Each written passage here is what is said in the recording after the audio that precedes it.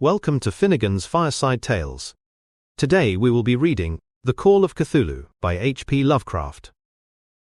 Of such great powers or beings there may be conceivably a survival of a hugely remote period, when consciousness was manifested, perhaps in shapes and forms, long since withdrawn before the tide of advancing humanity, forms of which poetry and legend alone have caught a flying memory, and called them gods, monsters, mythical beings of all sorts and kinds. Algernon Blackwood. Part 1. The Horror in Clay.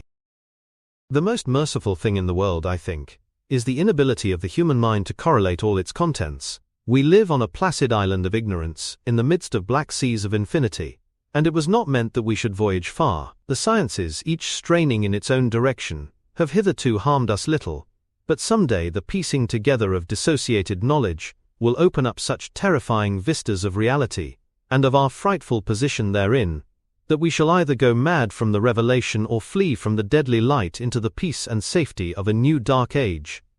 Theosophists have guessed at the awesome grandeur of the cosmic cycle, wherein our world and human race form transient incidents. They have hinted at strange survivals in terms which would freeze the blood if not masked by a bland optimism. But it is not from them that there came the single glimpse of forbidden eons which chills me when I think of it, and maddens me when I dream of it. That glimpse, like all dread glimpses of truth, flashed out from an accidental piecing together of separated things, in this case an old newspaper item and the notes of a dead professor. I hope that no one else will accomplish this piecing out. Certainly, if I live, I shall never knowingly supply a link in so hideous a chain. I think that the professor, too, intended to keep silent regarding the part he knew, and that he would have destroyed his notes had not sudden death seized him. My knowledge of the thing began in the winter of 1926-27, with the death of my granduncle, George Gamble Angel, Professor Emeritus of Semitic Languages in Brown University, Providence, Rhode Island. Professor Angel was widely known as an authority on ancient inscriptions, and had frequently been resorted to by the heads of prominent museums, so that his passing at the age of 92 may be recalled by many. Locally, interest was intensified by the obscurity of the cause of death. The professor had been stricken whilst returning from the Newport boat, falling suddenly, as witnesses said, after having been jostled by a nautical-looking Negro, who had come from one of the queer dark courts on the precipitous hillside, which formed a shortcut from the waterfront to the deceased's home in Williams Street. Physicians were unable to find any visible disorder, but concluded after perplexed debate that some obscure lesion of the heart, induced by the brisk ascent of so steep a hill by so elderly a man, was responsible for the end. At the time I saw no reason to dissent from this dictum, but latterly I am inclined to wonder, and more than wonder. As my granduncle's heir and executor, for he died a childless widower, I was expected to go over his papers with some thoroughness, and for that purpose moved his entire set of files and boxes to my quarters in Boston. Much of the material which I correlated will be later published by the American Archaeological Society, but there was one box which I found exceedingly puzzling, and which I felt much averse from showing to other eyes. It had been locked, and I did not find the key till it occurred to me to examine the personal ring which the professor carried always in his pocket. Then, indeed, I succeeded in opening it, but when I did so, seemed only to be confronted by a greater and more closely locked barrier. For what could be the meaning of the queer clay bas-relief, and the disjointed jottings, ramblings and cuttings which I found? Had my uncle in his latter years become credulous of the most superficial impostures? I resolved to search out the eccentric sculptor responsible for this apparent disturbance of an old man's peace of mind. The bas-relief was a rough rectangle less than an inch thick, and about 5 by 6 inches in area, obviously of modern origin. Its designs, however, were far from modern in atmosphere and suggestion, for although the vagaries of cubism and futurism are many and wild, they do not often reproduce that cryptic regularity which lurks in prehistoric writing. And writing of some kind the bulk of these designs seemed certainly to be, though my memory, despite much familiarity with the papers and collections of my uncle, failed in any way to identify this particular species, or even hint at its remotest affiliations. Above these apparent hieroglyphics was a figure of evidently pictorial intent, though its impressionistic execution forbade a very clear idea of its nature. It seemed to be a sort of monster, or symbol representing a monster, of a form which only a diseased fancy could conceive. If I say that my somewhat extravagant imagination yielded simultaneous pictures of an octopus, a dragon, and a human caricature, I shall not be unfaithful to the spirit of the thing. A pulpy, tentacled head surmounted a grotesque and scaly body with rudimentary wings, but it was the general outline of the whole which made it most shockingly frightful. Behind the figure was a vague suggestion of a cyclopean architectural background. The writing accompanying this oddity was, aside from a stack of press cuttings, in Professor Angel's most recent hand, and made no pretense to literary style. What seemed to be the main document was headed Cthulhu Cult, in characters painstakingly printed to avoid the erroneous reading of a word so unheard of. This manuscript was divided into two sections, the first of which was headed 1925, Dream and Dream Work of H. A. Wilcox, 7 Thomas Street, Providence, R.I., and the second, Narrative of Inspector John R. Legrasse, 121 Bienville Street, New Orleans, Louisiana, at 1908, AASMTG, Notes on Same, and Professor Webb's account. The other manuscript papers were all brief notes, some of them accounts of the queer dreams of different persons, some of them citations from theosophical books and magazines, notably W. Scott Eliot's Atlantis and the Lost Lemuria, and the rest comments on long-surviving secret societies and hidden cults, with references to passages in such mythological and anthropological sourcebooks as Fraser's Golden Bough and Miss Murray's Witch Cult in Western Europe. The cuttings largely alluded to outre mental illnesses and outbreaks of group folly or mania in the spring of 1925. The first half of the principal manuscript told a very peculiar tale. It appears that on March 1, 1925, a thin, dark young man of neurotic and excited aspect had called upon Professor Angel, bearing the singular clay bas-relief, which was then exceedingly damp and fresh. His card bore the name of Henry Anthony Wilcox, and my uncle had recognized him as the youngest son of an excellent family slightly known to him, who had latterly been studying sculpture at the Rhode Island School of Design and living alone at the Fleur-de-Lis building near that institution. Wilcox was a precocious youth of known genius but great eccentricity, and had from childhood excited attention through the strange stories and odd dreams he was in the habit of relating. He called himself psychically hypersensitive, but the staid folk of the ancient commercial city dismissed him as merely queer. Never mingling much with his kind, he had dropped gradually from social visibility, and was now known only to a small group of aesthetes from other towns. Even the Providence Art Club, anxious to preserve its conservatism, had found him quite hopeless. On the occasion of the visit, ran the professor's manuscript, the sculptor abruptly asked for the benefit of his host's archaeological knowledge in identifying the hieroglyphics on the bas-relief. He spoke in a dreamy, stilted manner which suggested pose and alienated sympathy, and my uncle showed some sharpness in replying, for the conspicuous freshness of the tablet implied kinship with anything but archaeology. Young Wilcox's rejoinder, which impressed my uncle enough to make him recall and record it verbatim, was of a fantastically poetic cast which must have typified his whole conversation, and which I have since found highly characteristic of him.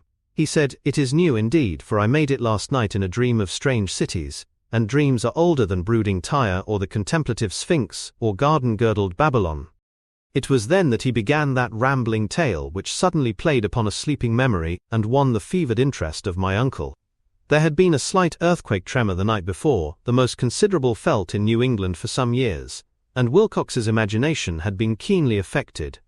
Upon retiring, he had had an unprecedented dream of great cyclopean cities, of Titan blocks and sky-flung monoliths, all dripping with green ooze and sinister with latent horror. Hieroglyphics had covered the walls and pillars, and from some undetermined point below had come a voice that was not a voice. A chaotic sensation which only fancy could transmute into sound, but which he attempted to render by the almost unpronounceable jumble of letters, Cthulhu Ftagin. This verbal jumble was the key to the recollection which excited and disturbed Professor Angel. He questioned the sculptor with scientific minuteness, and studied with almost frantic intensity the bas-relief on which the youth had found himself working. Chilled and clad only in his nightclothes, when waking had stolen bewilderingly over him. My uncle blamed his old age, Wilcox afterward said, for his slowness in recognizing both hieroglyphics and pictorial design. Many of his questions seemed highly out of place to his visitor, especially those which tried to connect the latter with strange cults or societies. And Wilcox could not understand the repeated promises of silence which he was offered, in exchange for an admission of membership in some widespread mystical or paganly religious body. When Professor Angel became convinced that the sculptor was indeed ignorant of any cult or system of cryptic lore, he besieged his visitor with demands for future reports of dreams. This bore regular fruit, for after the first interview the manuscript records daily calls of the young man, during which he related startling fragments of nocturnal imagery whose burden was always some terrible cyclopean vista of dark and dripping stone, with a subterrene voice or intelligence shouting monotonously in enigmatical sense impacts uninscribable save as gibberish. The two sounds most frequently repeated are those rendered by the letters Cthulhu and Relia. On March 23, the manuscript continued, Wilcox failed to appear, and inquiries at his quarters revealed that he had been stricken with an obscure sort of fever and taken to the home of his family in Waterman Street. He had cried out in the night, arousing several other artists in the building, and had manifested since then only alternations of unconsciousness and delirium. My uncle at once telephoned the family, and from that time forward kept close watch of the case, calling often at the Thayer Street office of Dr. Toby, whom he learned to be in charge. The youth's febrile mind, apparently, was dwelling on strange things, and the doctor shuddered now and then as he spoke of them. They included not only a repetition of what he had formerly dreamed, but touched wildly on a gigantic thing miles high, which walked or lumbered about. He at no time fully described this object, but occasional frantic words, as repeated by Dr. Toby, convinced the professor that it must be identical with the nameless monstrosity he had sought to depict in his dream sculpture. Reference to this object, the doctor added, was invariably a prelude to the young man's subsidence into lethargy. His temperature, oddly enough, was not greatly above normal, but the whole condition was otherwise such as to suggest true fever rather than mental disorder. On April 2 at about 3 p.m., every trace of Wilcox's malady suddenly ceased. He sat upright in bed, astonished to find himself at home, and completely ignorant of what had happened in dream or reality since the night of March 22. Pronounced well by his physician, he returned to his quarters in 3 days, but to Professor Angel he was of no further assistance.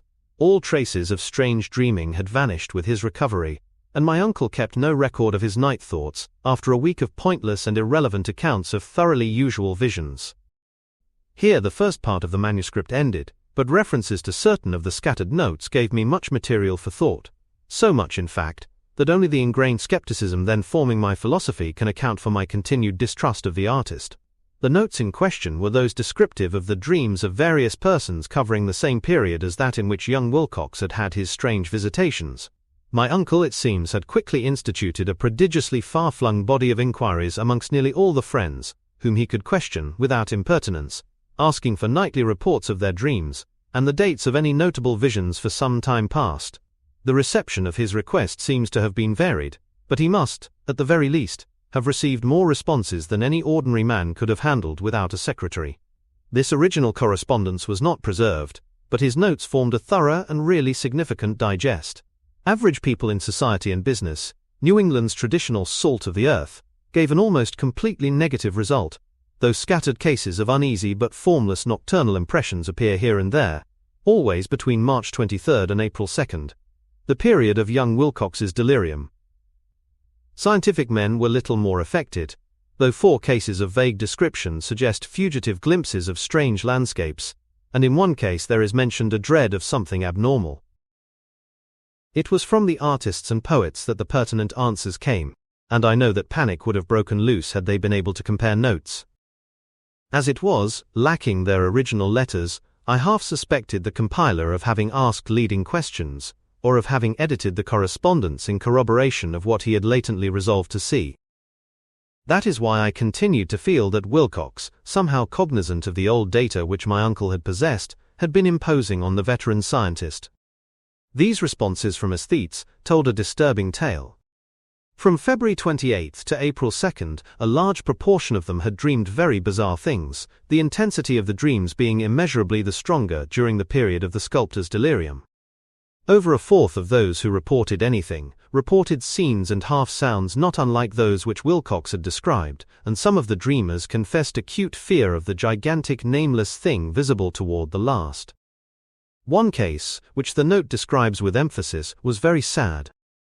The subject, a widely known architect with leanings toward theosophy and occultism, went violently insane on the date of young Wilcox's seizure, and expired several months later after incessant screamings to be saved from some escaped denizen of hell. Had my uncle referred to these cases by name instead of merely by number, I should have attempted some corroboration and personal investigation, but as it was, I succeeded in tracing down only a few. All of these, however, bore out the notes in full. I have often wondered if all the objects of the professor's questioning felt as puzzled as did this fraction. It is well that no explanation shall ever reach them. The press cuttings, as I have intimated, touched on cases of panio, mania, and eccentricity during the given period. Professor Angel must have employed a cutting bureau, for the number of extracts was tremendous, and the sources scattered throughout the globe. Here was a nocturnal suicide in London, where a lone sleeper had leaped from a window after a shocking cry. Here likewise a rambling letter to the editor of a paper in South America, where a fanatic deduces a dire future from visions he has seen. A dispatch from California describes a theosophist colony as donning white robes en masse for some glorious fulfillment which never arrives, whilst items from India speak guardedly of serious native unrest toward the end of March. Voodoo orgies multiply in Haiti, and African outposts report ominous mutterings. American officers in the Philippines find certain tribes bothersome about this time, and New York policemen are mobbed by hysterical Levantines on the night of March 22 to 23. The west of Ireland, too, is full of wild rumor and legendary, and a fantastic painter named Ardois Bonneau hangs a blasphemous dream landscape in the Paris Spring Salon of 1926. And so numerous are the recorded troubles in insane asylums that only a miracle can have stopped the medical fraternity from noting strange parallelisms and drawing mystified conclusions. A weird bunch of cuttings, all told, and I can at this date scarcely envisage the callous rationalism with which I set them aside. But I was then convinced that young Wilcox had known of the older matters mentioned by the professor. Part 2. The Tale of Inspector Legras. The older matters which had made the sculptor's dream and bas-relief so significant to my uncle formed the subject of the second half of his long manuscript. Once before, it appears, Professor Angel had seen the hellish outlines of the nameless monstrosity, puzzled over the unknown hieroglyphics, and heard the ominous syllables which can be rendered only as Cthulhu.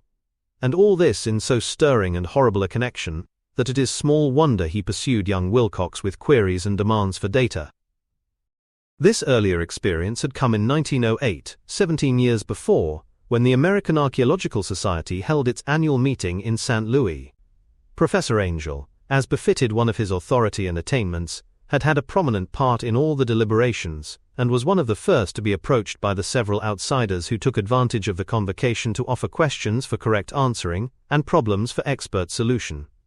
The chief of these outsiders, and in a short time the focus of interest for the entire meeting, was a commonplace-looking middle-aged man who had traveled all the way from New Orleans for certain special information unobtainable from any local source. His name was John Raymond Legras, and he was by profession an inspector of police.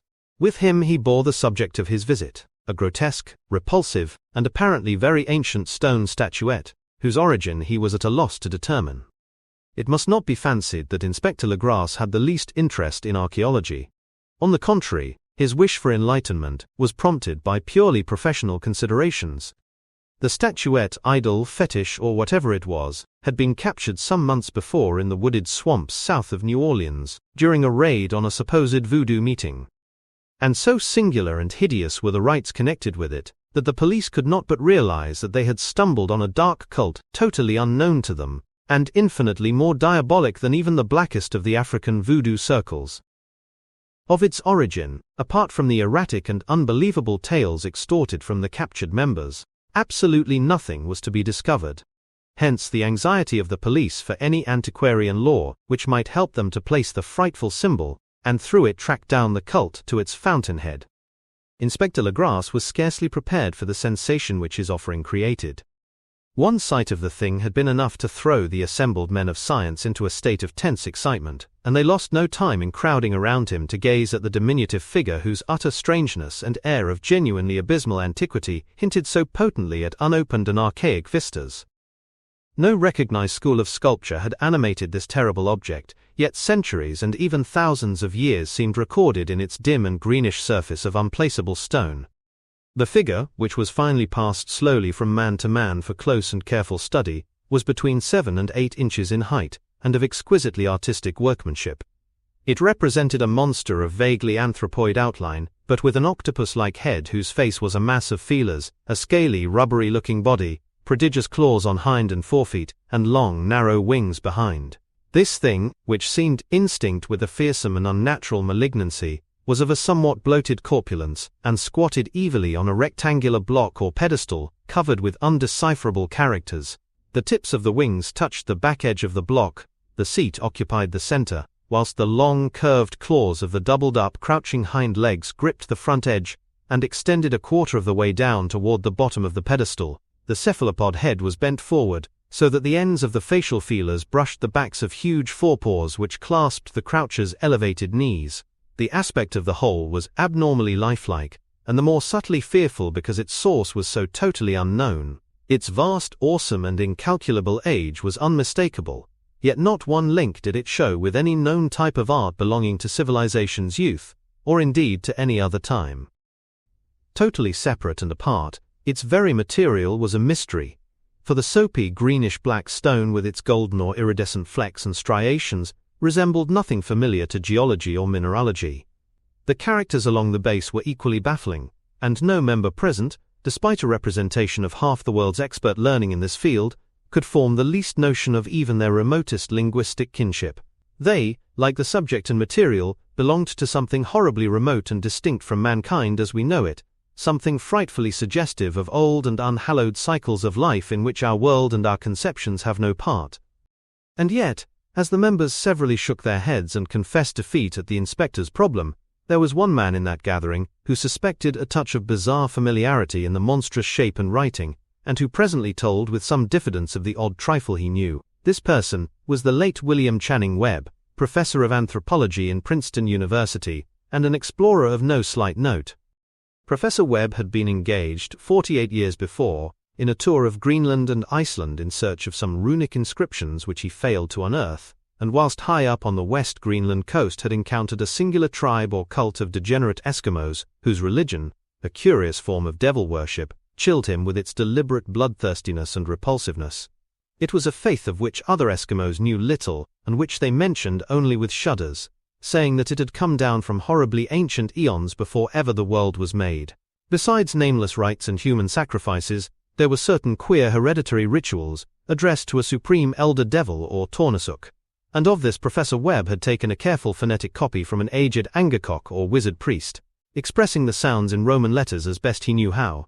But just now of prime significance was the fetish which this cult had cherished, and around which they danced when the aurora leaped high over the ice cliffs. It was, the professor stated, a very crude bas-relief of stone, comprising a hideous picture and some cryptic writing, and as far as he could tell, it was a rough parallel in all essential features of the bestial thing now lying before the meeting.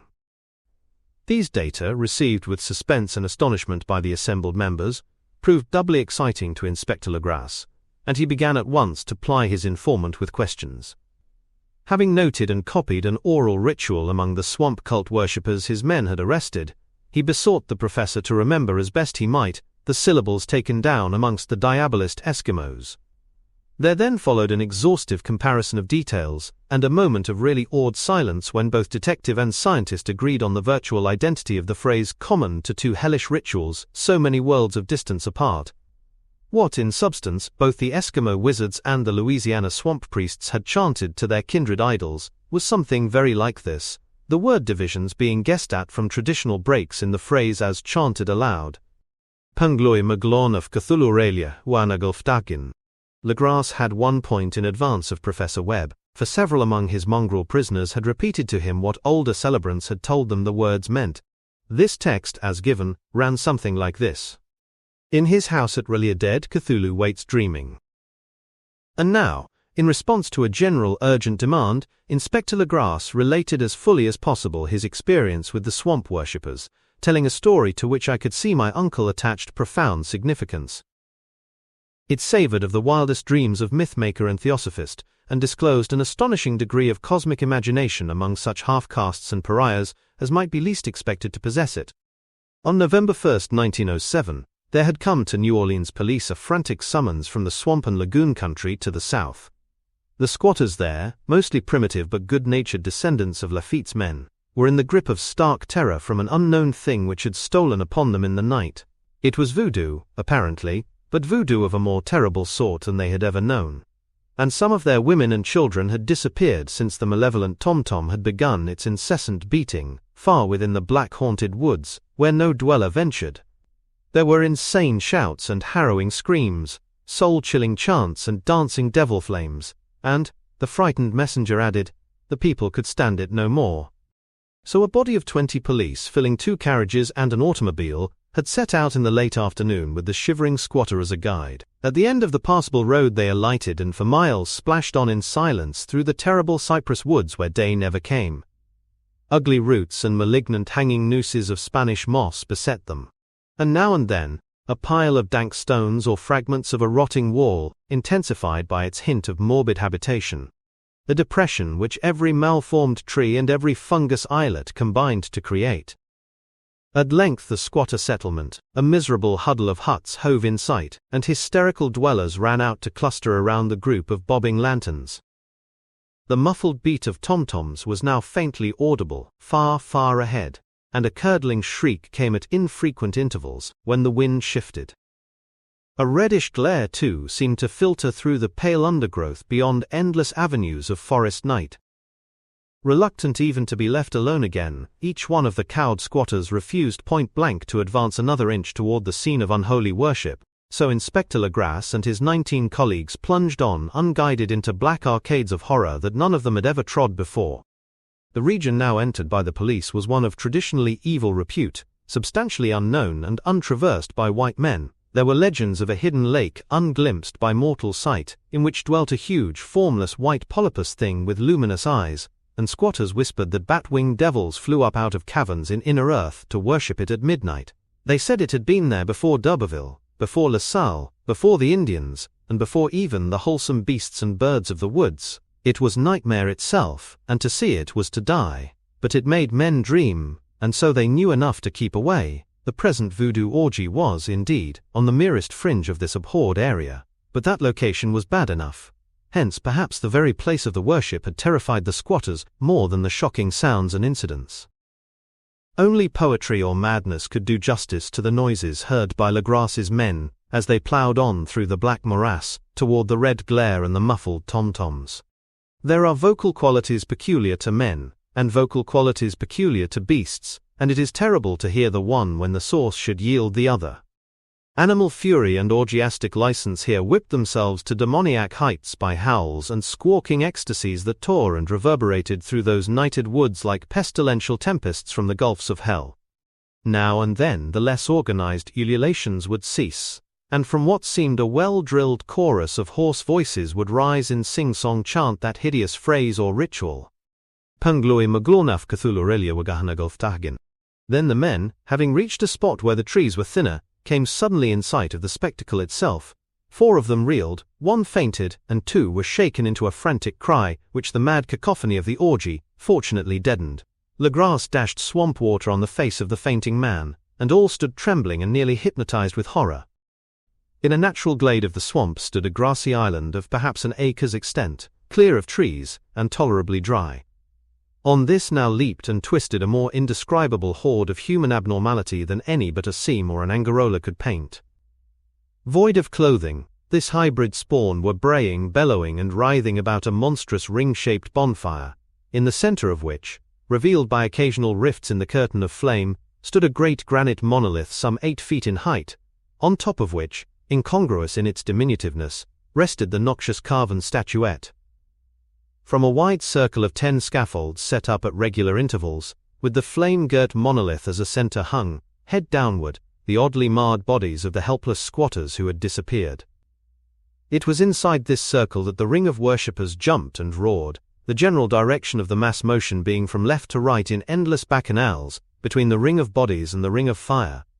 It may have been only imagination, and it may have been only echoes which induced one of the men, an excitable Spaniard, to fancy he heard antiphonal responses to the ritual from some far and unillumined spot, deeper within the wood of ancient legendary and horror. This man, Joseph D. Galvez, I later met and questioned, and he proved distractingly imaginative.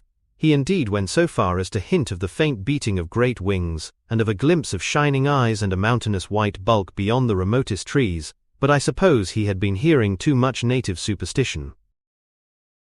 Actually, the horrified pause of the men was of comparatively brief duration. Duty came first, and although there must have been nearly 100 mongrel celebrants in the throng, the police relied on their firearms and plunged determinedly into the nauseous rout. For 5 minutes the resultant din and chaos were beyond description. Wild blows were struck, shots were fired, and escapes were made, but in the end Legrasse was able to count some 47 sullen prisoners, whom he forced to dress in haste and fall into line between 2 rows of policemen. 5 of the worshippers lay dead, and 2 severely wounded ones were carried away on improvised stretchers by their fellow prisoners. The image on the monolith, of course, was carefully removed and carried back by Legrasse. Examined at headquarters after a trip of intense strain and weariness, the prisoners all proved to be men of a very low, mixed-blooded and mentally aberrant type. Most were seamen, and a sprinkling of Negroes and mulattoes, largely West Indians or Brava Portuguese from the Cape Verde Islands, gave a coloring of voodooism to the heterogeneous cult. But before many questions were asked, it became manifest that something far deeper and older than Negro fetishism was involved. Degraded and ignorant as they were, the creatures held with surprising consistency to the central idea of their loathsome faith. They worshipped, so they said, the great old ones who lived ages before there were any men, and who came to the young world out of the sky. Those old ones were gone now, inside the earth and under the sea, but their dead bodies had told their secrets in dreams to the first man, who formed a cult which had never died. This was that cult, and the prisoners said it had always existed, and always would exist, hidden in distant wastes and dark places all over the world, until the time when the great priest Cthulhu, from his dark house in the mighty city of R'lyeh under the waters, should rise, and bring the earth again beneath his sway. Someday he would call, when the stars were ready, and the secret cult would always be waiting to liberate him. Meanwhile no more must be told. There was a secret which even torture could not extract. Mankind was not absolutely alone among the conscious things of earth, for shapes came out of the dark to visit the faithful few. But these were not the great old ones. No man had ever seen the old ones. The carven idol was great Cthulhu, but none might say whether or not the others were precisely like him. No one could read the old writing now, but things were told by word of mouth. The chanted ritual was not the secret, that was never spoken aloud, only whispered. The chant meant only this: in his house at R'lyeh Cthulhu waits dreaming. Only 2 of the prisoners were found sane enough to be hanged, and the rest were committed to various institutions. All denied a part in the ritual murders, and averred that the killing had been done by black-winged ones which had come to them from their immemorial meeting place in the haunted wood. But of those mysterious allies, no coherent account could ever be gained. What the police did extract came mainly from an immensely aged mestizo named Castro, who claimed to have sailed to strange ports and talked with undying leaders of the cult in the mountains of China. Old Castro remembered bits of hideous legend that paled the speculations of theosophists and made man and the world seem recent and transient indeed. There had been eons when other things ruled on the earth, and they had had great cities. Remains of them, he said the deathless Chinaman had told him, were still to be found as cyclopean stones on islands in the Pacific. They all died vast epochs of time before man came, but there were arts which could revive them, when the stars had come round again to the right positions in the cycle of eternity. They had indeed come themselves from the stars, and brought their images with them. These great old ones, Castro continued, were not composed altogether of flesh and blood. They had shape, for did not this star-fashioned image prove it? But that shape was not made of matter. When the stars were right, they could plunge from world to world through the sky, but when the stars were wrong, they could not live. But although they no longer lived, they would never really die. They all lay in stone houses in their great city of R'lyeh, preserved by the spells of mighty Cthulhu for a glorious resurrection when the stars and the earth might once more be ready for them. But at that time some force from outside must serve to liberate their bodies. The spells that preserved them intact likewise prevented them from making an initial move, and they could only lie awake in the dark and think whilst uncounted millions of years rolled by. They knew all that was occurring in the universe, for their mode of speech was transmitted thought. Even now they talked in their tombs. When, after infinities of chaos, the first men came, the great old ones spoke to the sensitive among them by moulding their dreams, for only thus could their language reach the fleshly minds of mammals. Then, whispered Castro, those first men formed the cult around small idols which the great ones showed them. Idols brought in dim eras from dark stars. That cult would never die till the stars came right again, and the secret priests would take great Cthulhu from his tomb to revive his subjects and resume his rule of earth.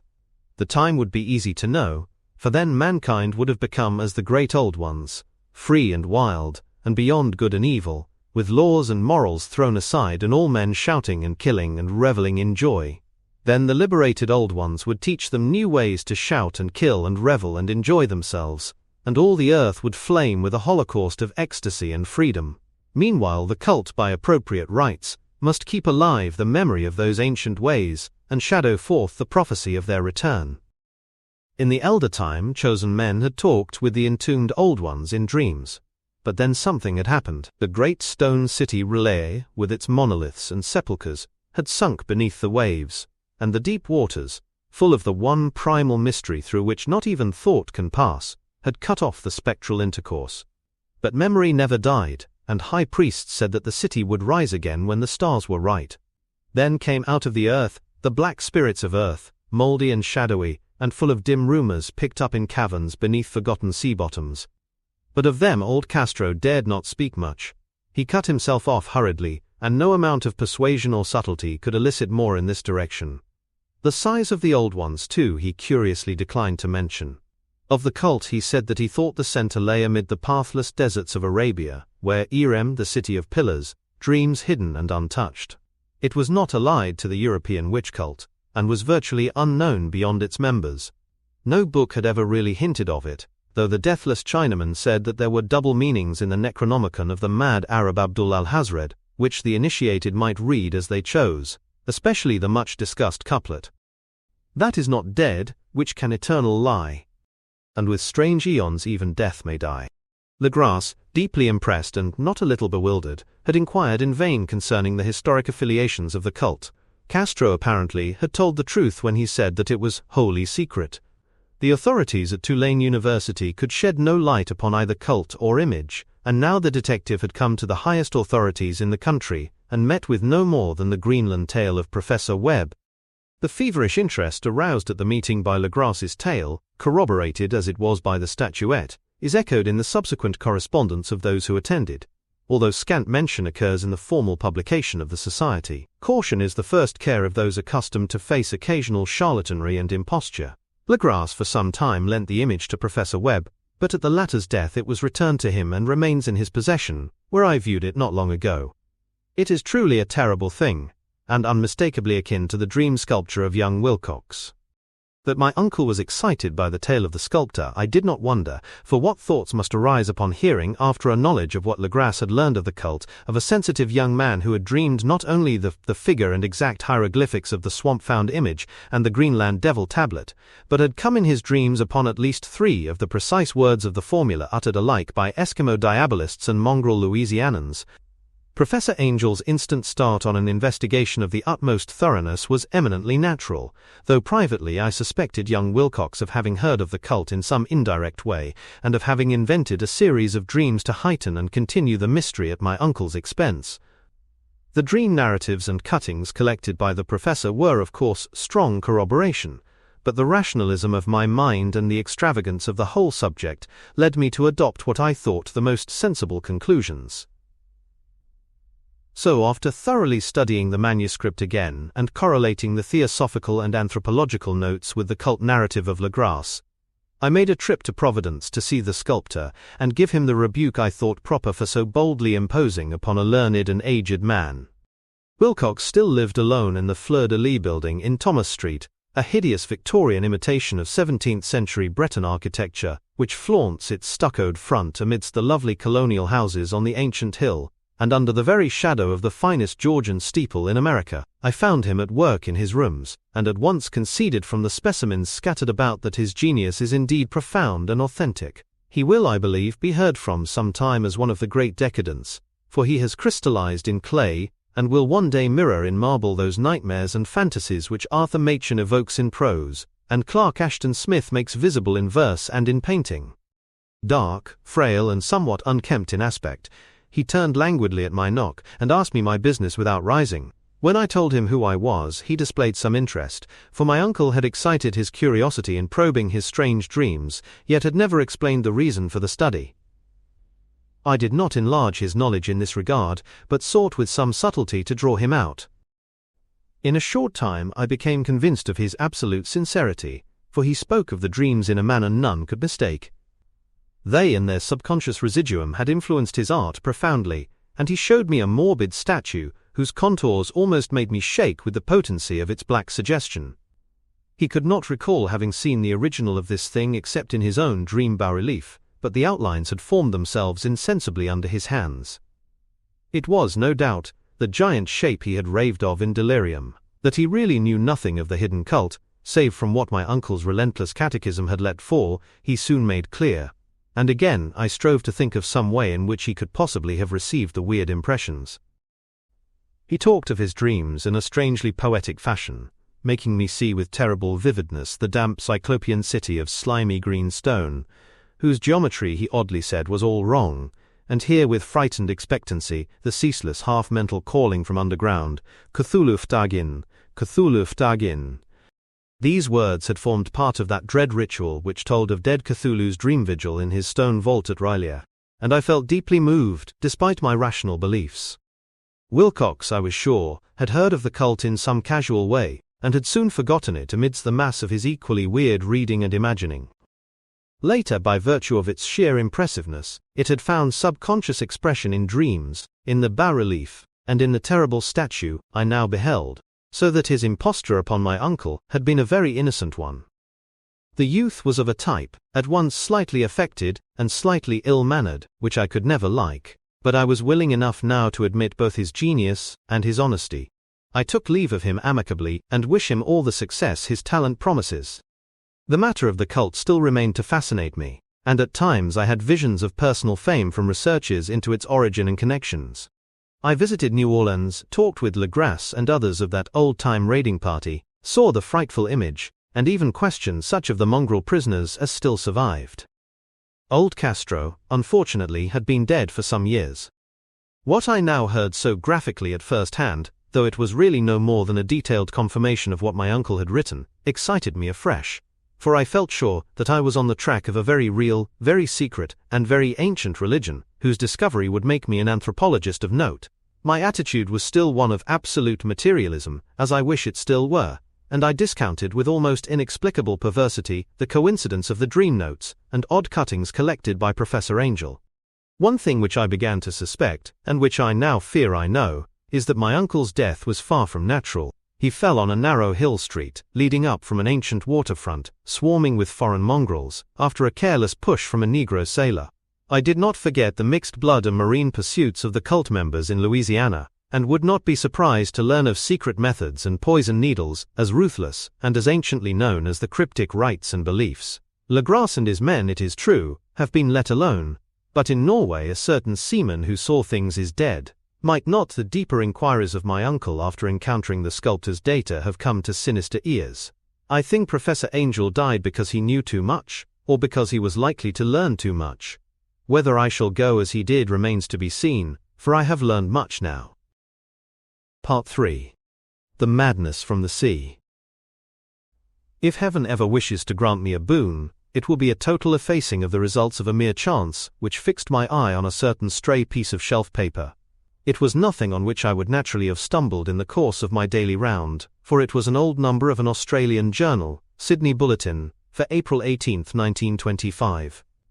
It had escaped even the cutting bureau which had at the time of its issuance been avidly collecting material for my uncle's research. I had largely given over my inquiries into what Professor Angel called the Cthulhu cult, and was visiting a learned friend of Paterson, New Jersey, the curator of a local museum and a mineralogist of note.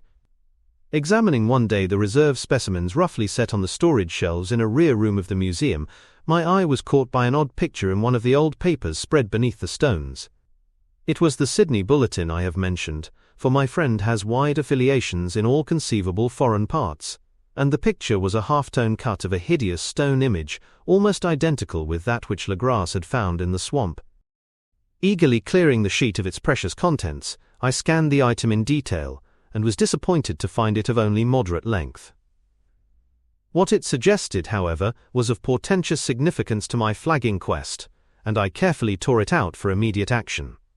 It read as follows: Mystery derelict found at sea. Vigilant arrives with helpless armed New Zealand yacht in tow. One survivor and dead man found aboard. Tale of desperate battle and deaths at sea. Rescued seaman refuses particulars of strange experience. Odd idol found in his possession. Inquiry to follow. The Morrison Company's freighter Vigilant, bound from Valparaiso, arrived this morning at its wharf in Darling Harbour, having in tow the battled and disabled but heavily armed steam yacht, Alert of Dunedin, New Zealand, which was sighted April 12 in south latitude 34 degrees 21, west longitude 152 degrees 17, with 1 living and 1 dead man aboard. The Vigilant left Valparaiso March 25 and on April 2 was driven considerably south of her course by exceptionally heavy storms and monster waves.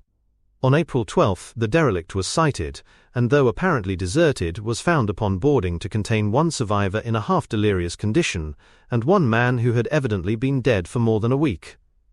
The living man was clutching a horrible stone idol of unknown origin, about a foot in height, regarding whose nature authorities at Sydney University, the Royal Society, and the museum in College Street all profess complete bafflement, and which the survivor says he found in the cabin of the yacht, in a small carved shrine of common pattern. This man, after recovering his senses, told an exceedingly strange story of piracy and slaughter. He is Gustaf Johansson, a Norwegian of some intelligence, and had been second mate of the 2-masted schooner Emma of Auckland, which sailed for Callao February 20, with a complement of 11 men. The Emma, he says, was delayed and thrown widely south of her course by the great storm of March 1, and on March 2, in south latitude 49 degrees 51, west longitude 128 degrees 34, encountered the Alert, manned by a queer and evil-looking crew of Kanakas and half-castes. Being ordered peremptorily to turn back, Captain Collins refused, whereupon the strange crew began to fire savagely, and without warning upon the schooner, with a peculiarly heavy batter of brass cannon forming part of the yacht's equipment. The Emma's men showed fight, says the survivor, and though the schooner began to sink from shots beneath the waterline, they managed to heave alongside their enemy and board her, grappling with the savage crew on the yacht's deck and being forced to kill them all, the number being slightly superior, because of their particularly abhorrent and desperate though rather clumsy mode of fighting.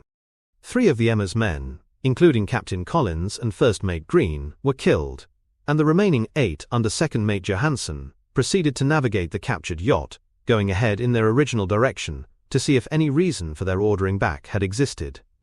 The next day, it appears, they raised and landed on a small island, although none is known to exist in that part of the ocean, and 6 of the men somehow died ashore, though Johansson is queerly reticent about this part of his story, and speaks only of their falling into a rock chasm.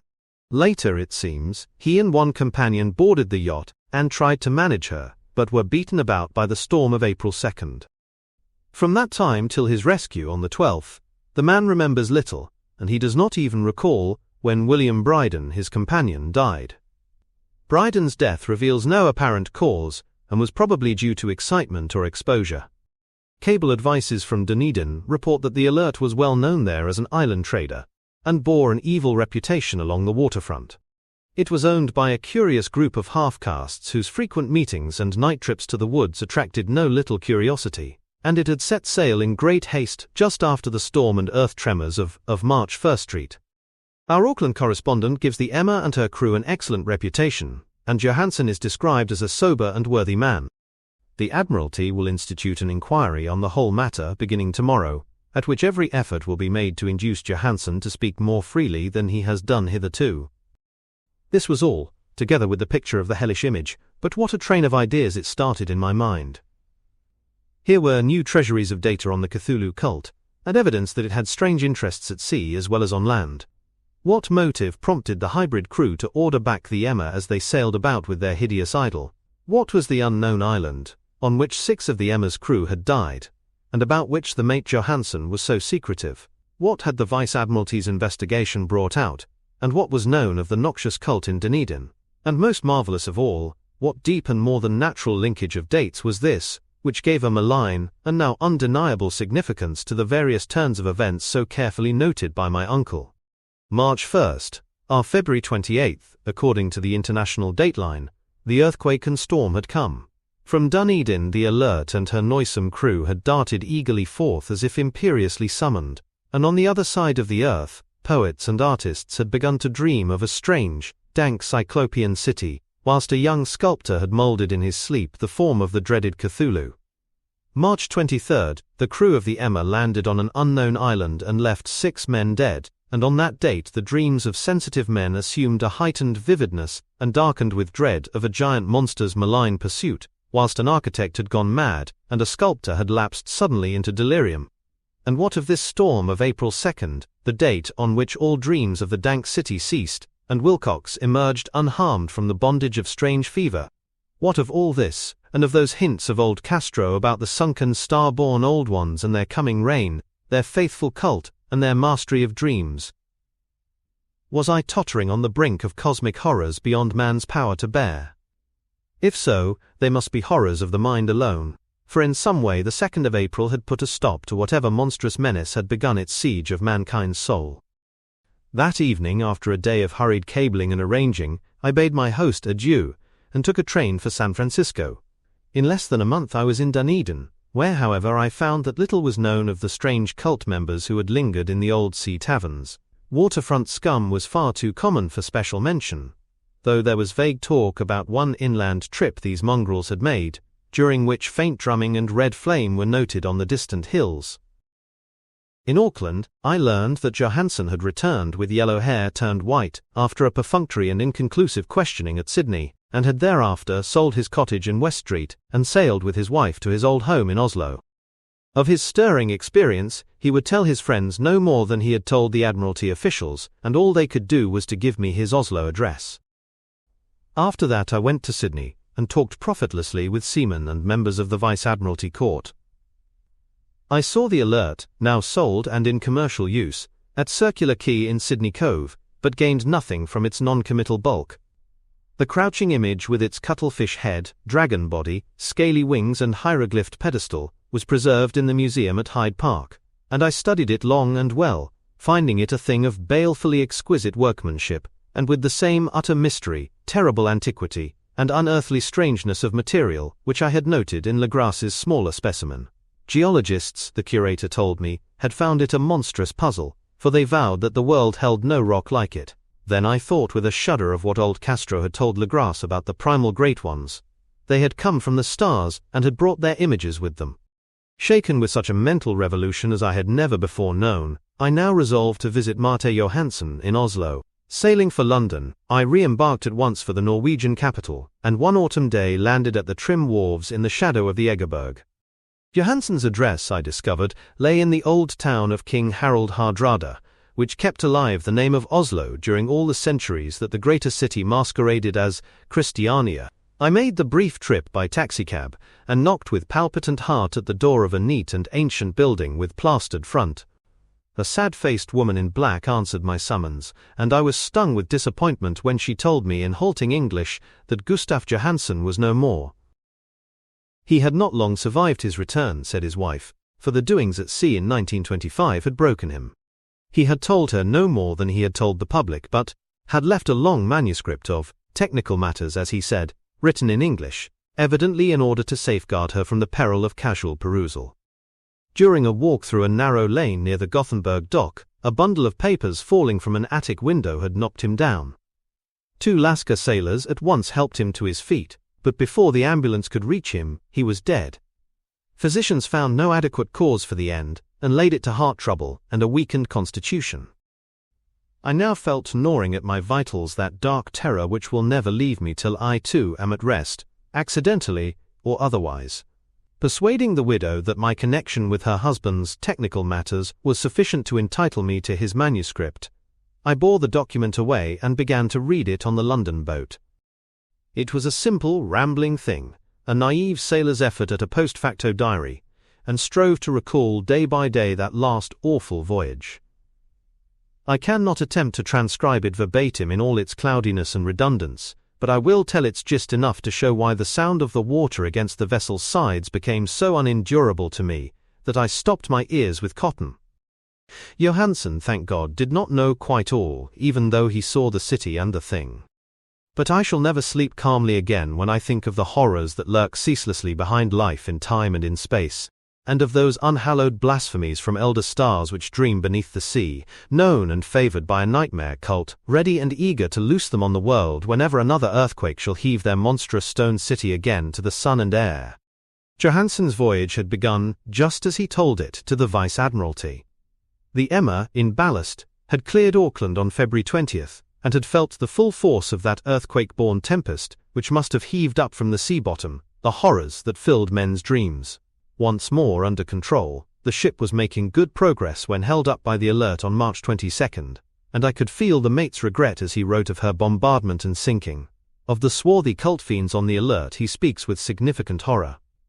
There was some peculiarly abominable quality about them, which made their destruction seem almost a duty.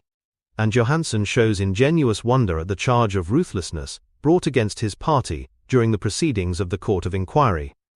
Then, driven ahead by curiosity in their captured yacht under Johansen's command, the men sight a great stone pillar sticking out of the sea, and in south latitude 47 degrees 9, west longitude 126 degrees 43, come upon a coastline of mingled mud, ooze and weedy cyclopean masonry, which can be nothing less than the tangible substance of Earth's supreme terror, the nightmare corpse city of Rillier, that was built in measureless eons behind history by the vast, loathsome shapes that seeped down from the dark stars. There lay great Cthulhu and his hordes, hidden in green, slimy vaults and sending out at last, after cycles incalculable, the thoughts that spread fear to the dreams of the sensitive, and called imperiously to the faithful to come on a pilgrimage of liberation and restoration. All this Johansen did not suspect, but God knows he soon saw enough. I suppose that only a single mountain-top, the hideous monolith-crowned citadel, whereon great Cthulhu was buried, actually emerged from the waters. When I think of the extent of all that may be brooding down there, I almost wish to kill myself forthwith. Johansen and his men were awed by the cosmic majesty of this dripping Babylon of elder demons, and must have guessed without guidance that it was nothing of this or of any sane planet. Or at the unbelievable size of the greenish stone blocks, at the dizzying height of the great carven monolith, and at the stupefying identity of the colossal statues and bas-reliefs with the queer image found in the shrine on the Alert, is poignantly visible in every line of the mate's frightened description.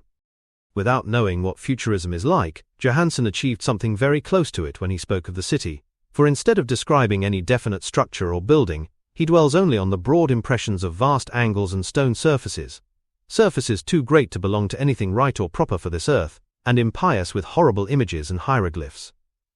I mention his talk about angles because it suggests something Wilcox had told me of his awful dreams. He had said that the geometry of the dream place he saw was abnormal, non-Euclidean, and loathsomely redolent of spheres and dimensions apart from ours. Now an unlettered seaman felt the same thing, whilst gazing at the terrible reality. Johansen and his men landed at a sloping mudbank on this monstrous acropolis, and clambered slipperily up over Titan oozy blocks, which could have been no mortal staircase. The very sun of heaven seemed distorted when viewed through the polarizing miasma welling out from this sea-soaked perversion, and twisted menace and suspense lurked leeringly in those crazily elusive angles of carven rock, where a second glance showed concavity after the first showed convexity. Something very like fright had come over all the explorers before anything more definite than rock and ooze and weed was seen. Each would have fled had he not feared the scorn of the others, and it was only half-heartedly that they searched, vainly, as it proved, for some portable souvenir to bear away. It was Rodriguez the Portuguese who climbed up the foot of the monolith, and shouted of what he had found. The rest followed him, and looked curiously at the immense carved door with the now familiar squid dragon bas-relief. It was, Johansen said, like a great barn door, and they all felt that it was a door because of the ornate lintel, threshold and jambs around it, though they could not decide whether it lay flat like a trapdoor, or slantwise like an outside cellar door. As Wilcox would have said, the geometry of the place was all wrong. One could not be sure that the sea and the ground were horizontal, hence the relative position of everything else seemed phantasmally variable. Bryden pushed at the stone in several places without result. Then Donovan felt over it delicately around the edge, pressing each point separately as he went. He climbed interminably along the grotesque stone molding. That is, one would call it climbing if the thing was not after all horizontal. And the men wondered how any door in the universe could be so vast. Then, very softly and slowly, the acre-great panel began to give inward at the top, and they saw that it was balanced. Donovan slid or somehow propelled himself down or along the jam and rejoined his fellows, and everyone watched the queer recession of the monstrously carven portal. In this fantasy of prismatic distortion, it moved anomalously in a diagonal way, so that all the rules of matter and perspective seemed upset. The aperture was black with a darkness almost material. That tenebrousness was indeed a positive quality, for it obscured such parts of the inner walls as ought to have been revealed, and actually burst forth like smoke from its eon-long imprisonment, visibly darkening the sun as it slunk away into the shrunken and gibbous sky on flapping membranous wings. The odor arising from the newly opened depths was intolerable, and at length the quick-eared Hawkins thought he heard a nasty, slopping sound down there. Everyone listened, and everyone was listening still, when it lumbered slobberingly into sight, and gropingly squeezed its gelatinous green immensity through the black doorway into the tainted outside air of that poisoned city of madness. Poor Johansen's handwriting almost gave out when he wrote of this. Of the 6 men who never reached the ship, he thinks 2 perished of pure fright in that accursed instant. The thing cannot be described, there is no language for such abysms of shrieking and immemorial lunacy, such eldritch contradictions of all matter, force, and cosmic order. A mountain walked or stumbled. God, what wonder that across the earth a great architect went mad, and poor Wilcox raved with fever in that telepathic instant. The thing of the idols, the green sticky spawn of the stars, had awaked to claim his own. The stars were right again, and what an age-old cult had failed to do by design, a band of innocent sailors had done by accident. After vigintillions of years, great Cthulhu was loose again, and ravening for delight. 3 men were swept up by the flabby claws before anybody turned. God rest them, if there be any rest in the universe. They were Donovan, Guerrera, and Angstrom. Parker slipped as the other 3 were plunging frenziedly over endless vistas of green-crusted rock to the boat, and Johansen swears he was swallowed up by an angle of masonry which shouldn't have been there, an angle which was acute, but behaved as if it were obtuse. So only Bryden and Johansen reached the boat, and pulled desperately for the alert as the mountainous monstrosity flopped down the slimy stones and hesitated floundering at the edge of the water. Steam had not been suffered to go down entirely, despite the departure of all hands for the shore, and it was the work of only a few moments of feverish rushing up and down between wheels and engines to get the alert underway. Slowly, amidst the distorted horrors of that indescribable scene, she began to churn the lethal waters, whilst on the masonry of that charnel shore that was not of earth, the Titan thing from the stars slavered and gibbered like Polypheme cursing the fleeing ship of Odysseus. Then, bolder than the storied Cyclops, great Cthulhu slid greasily into the water and began to pursue with vast wave-raising strokes of cosmic potency.